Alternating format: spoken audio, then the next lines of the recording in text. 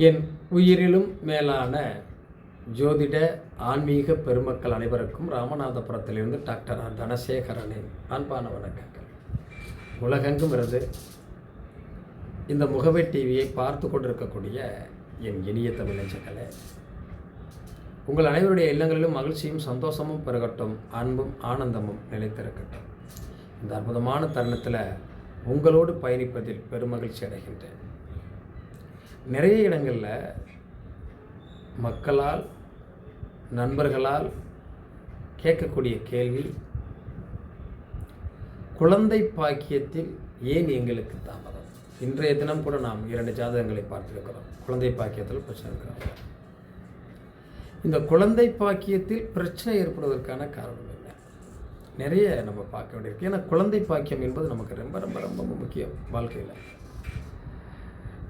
திருமணம் ஆயிடுச்சுன்னா, ஒரு 3 மாதம் ஆயிடுச்சுன்னா, 4 மாதம் ஆயிடுச்சுனாலே கேட்கக்கூடிய கேள்வி, என்னவோ மருமக மாசமாக இருக்காளா? ஏம்மா நீ சும்மா தான் இருக்கியா? என்ன கேள்வி இந்த சமூகத்தில்? இது ஒரு பெரிய அழுத்தமாக இருக்கிறதே ஐயா. நண்பர்கள்ட்ட இருந்து வரக்கூடிய ஒரு கேள்விகள் என்னென்னா, அழுத்தமாக இருக்கிறதே ஐயா. நமக்கு லேட்டாக குழந்தை கிடைக்கட்டும் அப்படின்னு நம்ம நினச்சி பொறுமையாக இருந்தால் கூட, மற்றவங்க நம்மகிட்ட கேட்குற கேள்வி, என்னாச்சு சும்மா தான் இருக்கியா? என்ன பதில் சொல்வது? புரியலை. ஏன் இந்த கேள்வியை கேட்குறாங்க?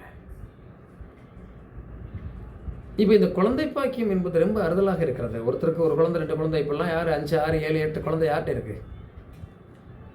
நம்ம தாத்தா பாட்டிகள்லாம் 10 குழந்தை 15 குழந்தைய பெற்று வளர்த்து ஜாலியாக குடும்பமாக கூட்டமாக ஜேன்னு வாழ்ந்துருக்காங்களே. இப்போ அதற்கான வாய்ப்பு இருக்கிறதான்னா, ஒரு குழந்தை 2 குழந்தைக்கே நிறைய போராட வேண்டியிருக்கிறது. ஆஸ்பத்திரியில் அவ்வளோ கூட்டம் நிற்குதே. மருத்துவமனையில் குழந்தைக்காக மருத்துவர் என்ன சொன்னாலும் விற்காத விற்று கொடுத்து நம்ம கட்டிகிட்டு இருக்கோமே. மோசமான சூழ்நிலைக்கு தள்ளப்பட்டோமே. இதை நான் தவறாக இருக்க வேண்டாம். இதை மருத்துவ உலகத்தில் மருத்துவராக இருக்கக்கூடியவர்களையும் நாம் தவறாக சொல்லவில்லை. எத்தனையோ உயிர்களை காப்பாற்றுகிறார்கள், நல்ல மருத்துவர்கள் இருக்கிறார்கள்.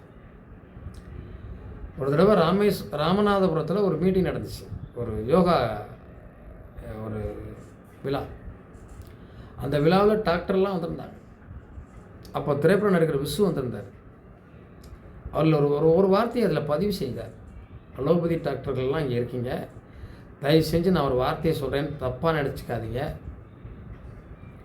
நான் உலகம் முழுவதும் சுற்றுப்பயணம் செய்தேன். என் உடம்பை கவனிக்க தவறிவிட்டேன். அதற்காக நான் செலவழிக்கக்கூடிய தொகை கடுமையானதாக இருக்கிறது. அலோபதி மருத்துவத்திற்கு போனால் எனக்கு அவ்வளவு கடுமையான செலவு வருது. லட்சமாக கேட்குறாங்க.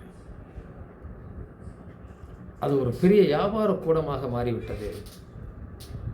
நம் தாத்தா பாட்டி முன்னோர்கள் செய்து கொடுத்த பல ஆண்டுகளுக்கு முன்பாக உள்ள அந்த நாட்டு பச்சிலை மருந்துகளை சாப்பிட்டு எந்த ஒரு செலவும் இல்லாமல் நிம்மதியாக வாழ்ந்தார்களே, அதை மீண்டும் சாப்பிட்டு தன் உயிரை காப்பாற்றிக் கொள்ளுங்கள், உடலை ஆரோக்கியமாக வைத்துக் கொள்ளுங்கள். ஏழையாக இருப்பவனுக்கு மருத்துவம் பார்ப்பது பெரிய கனவாக இருக்கிறது.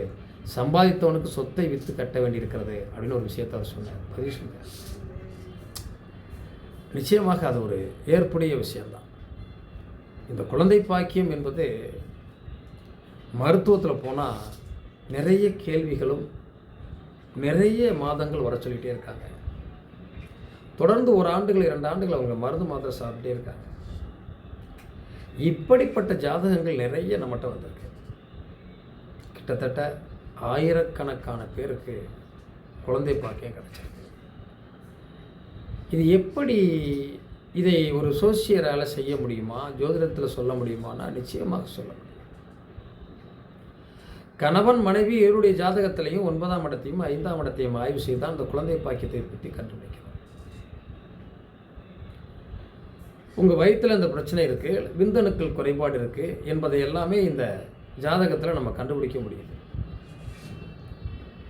இதற்கான வழிபாடுகள் என்ன, இதற்கான நாம் சாப்பிட வேண்டிய பழங்கள் என்ன, பச்சிலைகள் என்ன, எல்லாமே ஜோதிடத்தில் இருக்குல்ல.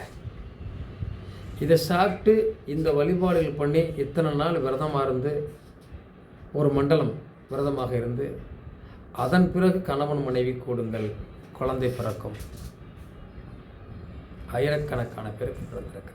அதுதான் எனக்கு கிடைத்த ஒரு பொக்கிஷமாகவும், நான் இந்த ஃபீல்டுக்குள்ளே வர்றதுக்கான ஒரு பெரிய ஒரு ஆச்சரியமான விஷயமாக இருந்தது. இன்றளவும் அந்த குழந்தைகளுடைய போட்டோவை அனுப்பி, என் குழந்தைகளுக்கு ஆசீர்வதியுங்கள், ஆசீர்வாதம் சொல்லுங்க ஐயா அப்படின்னு சொல்லக்கூடிய வார்த்தைகள் வருகிற போது மிக மகிழ்ச்சியாக இருக்கிறது. அந்த குழந்தைகள் எல்லாம் எப்போதாவது பார்க்கிற போது, ஆசீர்வாதம் கேட்கிற போது, குட் மார்னிங் அங்கிள்னு சொல்லுகிற போது ஒரு மகிழ்ச்சிகரமான நிலையை நம்ம உணர்வோம். காசு பணம் சம்பாத்தியம் என்பது வேறு, இந்த குழந்தைகள் என்பது வேறு. வீட்டில் குழந்தைகளை மகிழ்ச்சியாக வைத்து கொண்டாலே அங்கே குலதெய்வத்தினுடைய அனுசரணை இருக்கிறது என்று அர்த்தம். குழந்தைகள் இல்லாத வீட்டில் குலதெய்வத்தினுடைய குறைபாடு இருக்கணும்னு சொல்லுவாங்க. அப்போ இந்த குழந்தைகளுடைய அனுசரணை வேணும், குழந்தைகளுடைய விளையாட்டு சத்தம் அந்த வீட்டில் கேட்கணும், சந்தோஷமாக இருக்கணும். அப்படின்னா பூர்வ புண்ணியம் சிறப்பாக இருக்கணும். அந்த பூர்வ புண்ணியம் தான் அந்த குழந்தை பாக்கியத்தை தடை செய்யும். யார் ஜாதகமாக இருந்தாலும், பெண்ணோட ஜாதகமோ ஆணோட ஜாதகமோ, யார் ஜாதகமாவது ஒன்று வலுவாக இருந்தாலும் அங்கே குழந்தை கிடைக்கிறது.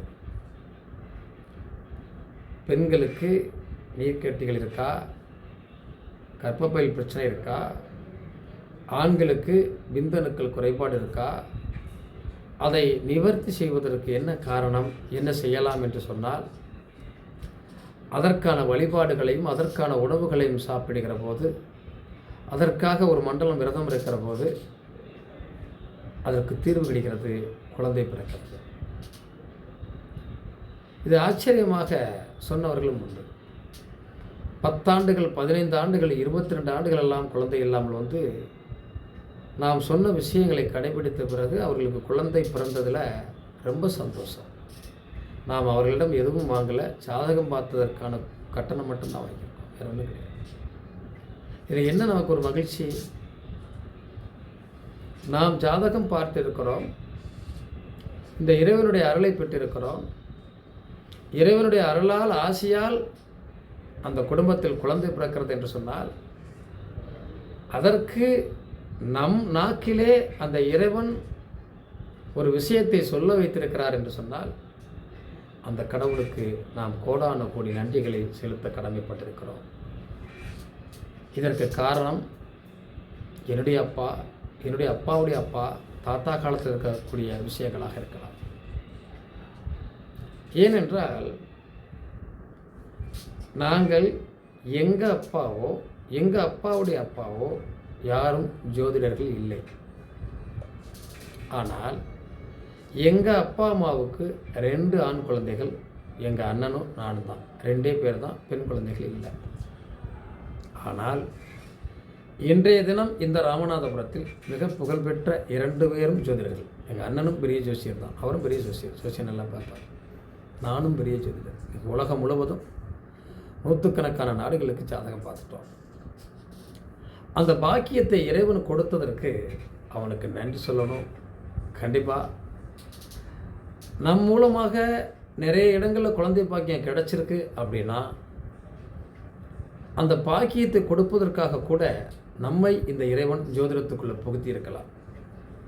ஏன்னா ஜோதிடத்திற்கும் நமக்கும் சம்மந்தம் இல்லை.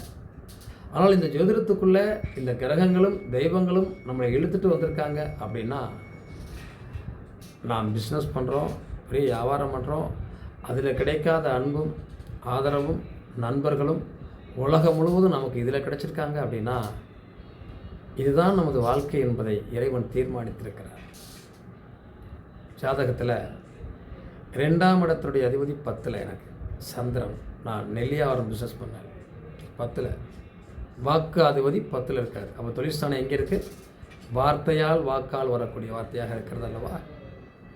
இந்த 2ஆம் இடத்துல கேது, சனி பார்வை கேதுக்கு, குரு பார்வையும் உண்டு சந்திரனுக்கும் சனிக்கும் கேதுக்கும். இதனால்தான் நம்முடைய வாக்கு பலித்தது, இவ்வளவு விஷயங்கள் நடந்ததுங்கிறத நானே ஜாதகத்தை பார்த்து இப்போ தான் புரிஞ்சுக்கிட்டு இருக்கேன்.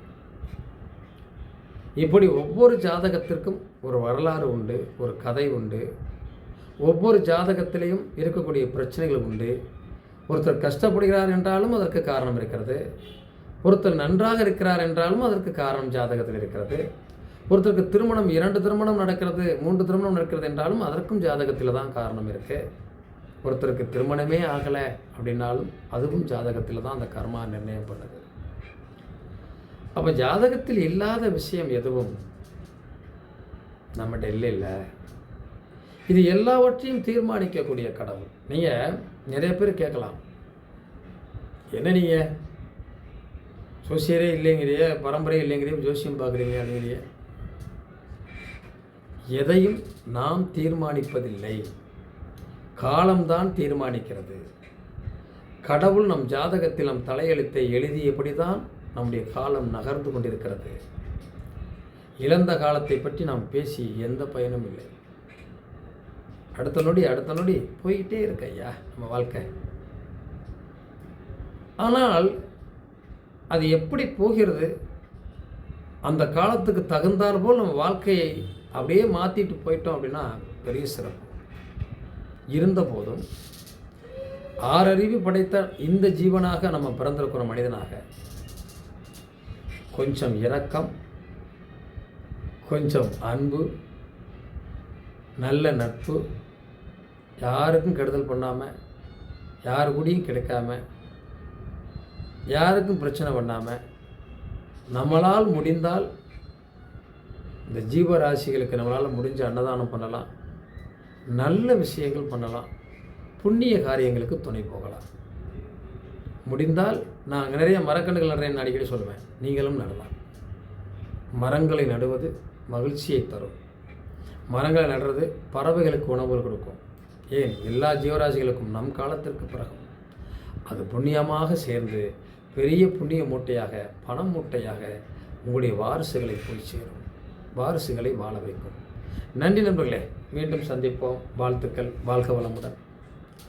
இதை பார்த்துருக்கவங்க லைக் பண்ணுங்கள், கமெண்ட் பண்ணுங்கள், ஷேர் பண்ணுங்கள், சப்ஸ்கிரைப் பண்ணாதவங்க பண்ணிடுங்க. அடுத்தடுத்த வீடியோவில் சந்திப்போம்.